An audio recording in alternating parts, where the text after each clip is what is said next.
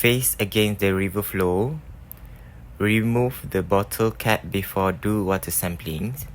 Submerge the bottle into the water surface and rinse it 3 times before collecting the water sample.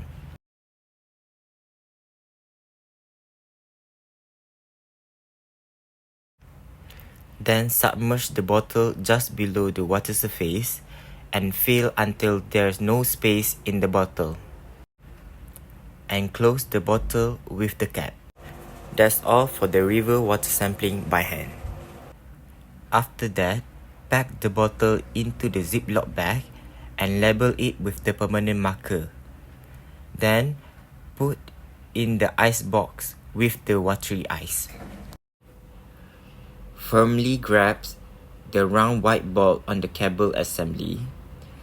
Remove the stopper from the end of the main tube. Place the cable loop over the nearest pin on the trip assembly. Rinse the sampler 3 times by filling and emptying it with the river water.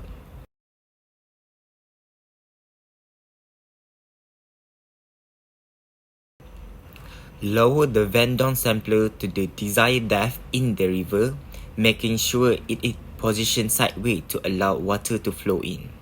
Send the messenger down to the line to trigger the closing mechanism and capture the water sample.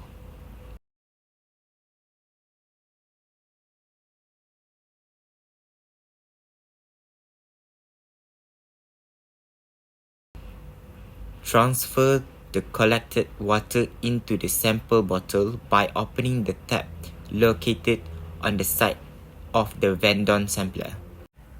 After that, pack the bottle into the Ziploc bag and label it with the permanent marker. Then, put in the ice box with the watery ice.